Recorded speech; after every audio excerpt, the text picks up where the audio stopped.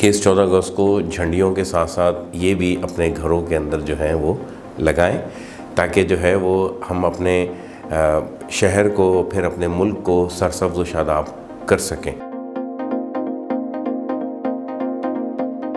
अस्सलाम वालेकुम। ये जी मेरे हाथ में एक छोटा सा बीज है, इसको अंग्रेज़ी में मोरिंगा और मिरेकल ट्री भी कहते हैं और उर्दू में सुहाजना भी कहते हैं।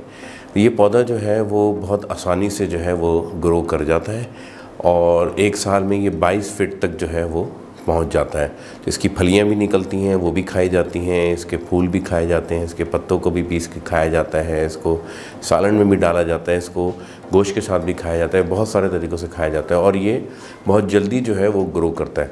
तो मेरी आपसे दरख्वास्त ये है कि इस 14 अगस्त को झंडियों के साथ साथ ये भी अपने घरों के अंदर जो है वो लगाएं, ताकि जो है वो हम अपने शहर को, फिर अपने मुल्क को सरसब्ज़ व शादाब कर सकें।